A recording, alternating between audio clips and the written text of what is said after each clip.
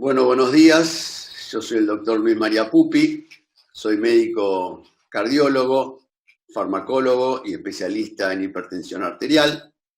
Vamos a hablar hoy de un tema que está siendo muy conversado en los medios, que es la utilización de las drogas que actúan a través del sistema renina-angiotensina en poblaciones con riesgo de COVID-19.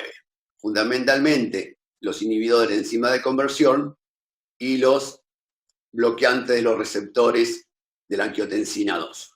El sistema renina-angiotensina-aldosterona es un sistema muy complejo que regula, entre otras cosas, la hipertensión arterial y tiene dos enzimas que son de las más importantes en este sistema. Una es la que ustedes ya conocen como enzima de conversión, que es la que transforma la angiotensina 1, que provenía del angiotensinógeno sintetizado por el hígado, la transforma en angiotensina 2. Esa angiotensina 2 va a actuar sobre sus receptores, que se denominan receptores tipo 1 de la angiotensina 2, porque hay otros que son tipo 2, pero desde el punto de vista de la hipertensión arterial nos interesan los tipo 1, y van a generar efectos que si están sobreexpresados van a ser perjudiciales para el funcionamiento celular en cuanto a que puede generar cuadros de hipertensión arterial. Entre esos efectos vamos a ver que pueden producir vasoconstricción, permeabilidad vascular e inflamación, remodelamiento también a nivel miocárdico por generar fibrosis, y lo que es conocido más recientemente, daño pulmonar, y es lo que un poco ha generado toda esta discordia desde que tenemos la pandemia de COVID. Existe otra enzima de conversión, que es la enzima de conversión 2, que es la que contrabalancea este mecanismo fisiopatológico alterado, transformando a la angiotensina 2, que como dijimos era vasoconstrictora, hipofibrótica, le quita un aminoácido y genera angiotensina 1,7, que contrabalancea los mecanismos perjudiciales de la angiotensina 2 y va a actuar sobre otro receptor que, como vamos a ver luego, es el receptor MAS, y va a generar vasodilatación. Al igual, y además de generar vasodilatación, es antiinflamatoria y antifibrótica. También la enzima de conversión 2 va a generar otra sustancia de menor relevancia clínica, que es la angiotensina 1,9.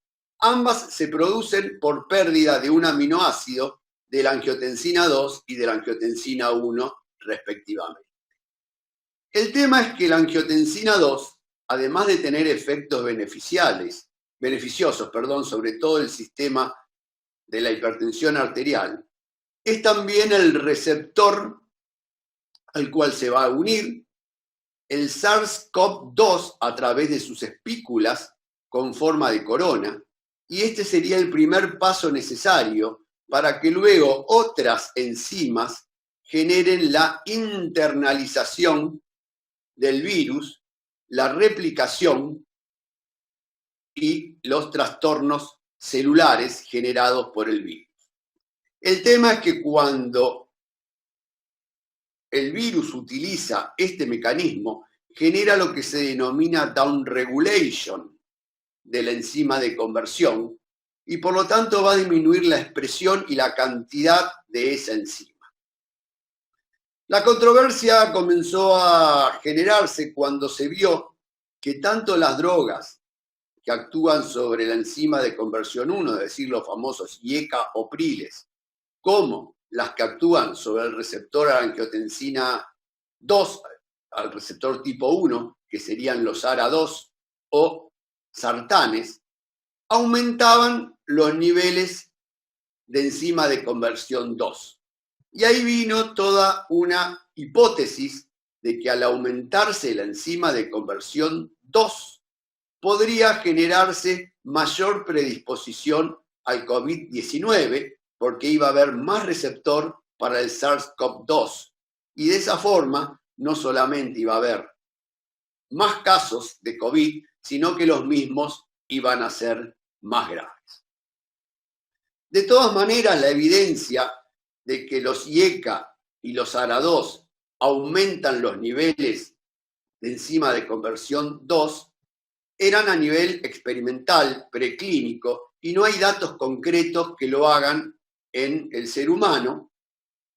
Y recordamos que siempre que hablamos de enzima de conversión 2, estamos hablando de su forma unida a membranas, porque también existe una soluble que circula por el plasma, pero de menor relevancia clínica.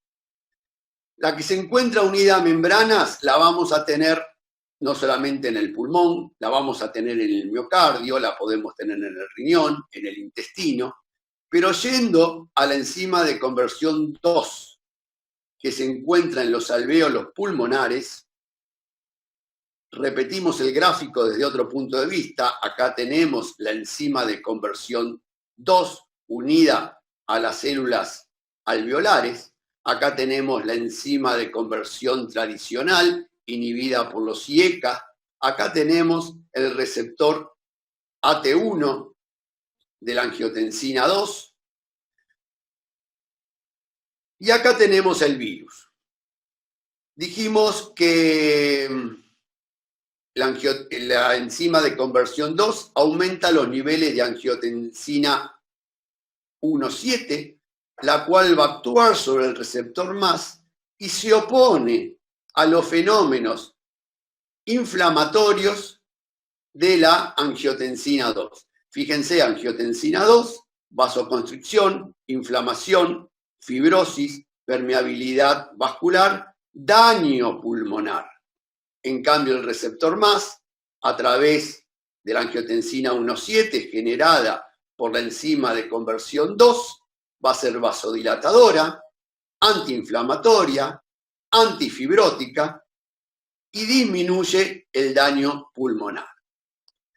Por lo tanto, habíamos visto que el virus, el SARS-CoV-2, podía disminuir la cantidad de enzima de conversión 2 y eso liberaría al sistema renina-angiotensina tradicional para generar no solamente efectos hipertensivos, sino también de daño vascular pulmonar. Entonces ahora vamos a estar en la segunda hipótesis. La primera había sido que los ARA2, a través de aumentar la enzima de conversión 2, podía favorecer la entrada del virus a la célula y la infección pulmonar.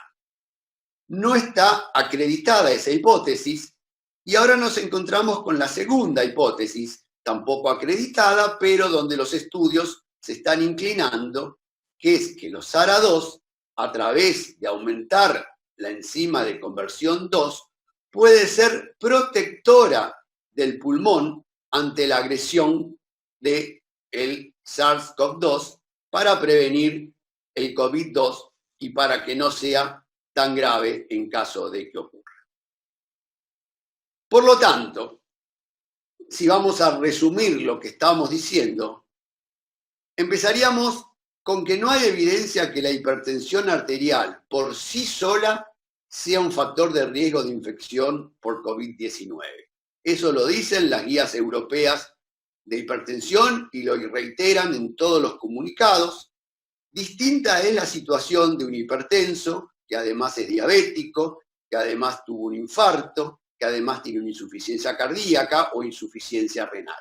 Esos pacientes sí van a ser de mayor riesgo, pero no el hipertenso por el solo hecho de ser hipertenso. En pacientes con riesgo de COVID-19 deben continuarse el tratamiento con IECA y con ARA2 hasta que tengamos mayor evidencia. Eso es lo que dicen las distintas guías internacionales. Si el paciente infectado de COVID tiene síntomas severos o sepsis, ahí vamos a evaluar o reevaluar el tratamiento farmacológico, pero no solamente en drogas que actúen sobre el sistema renina-angiotensina, sino, dado el cuadro de sepsis, reevaluaríamos todo el tratamiento antihipertensivo. Continúan realizándose estudios para ver en el contexto del COVID, cuál es la influencia de las drogas que actúan sobre el sistema renina-angiotensina, pero no solamente desde el punto de vista perjudicial,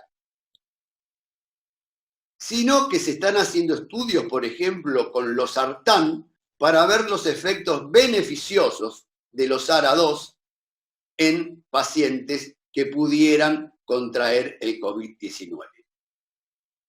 No se recomienda especialmente la suspensión de este tipo de drogas que actúan sobre el sistema renina-angiotensina en pacientes de alto riesgo cardiovascular, es decir, en pacientes que han tenido o tienen insuficiencia cardíaca o antecedentes de infarto agudo de miocardio. Y debemos recordar que la suspensión de las drogas en pacientes hipertensos puede ser especialmente riesgosa, porque como dijimos antes, al tener un downregulation de la enzima de conversión 2, está exacerbado todo el sistema renina-angiotensina prohipertensivo.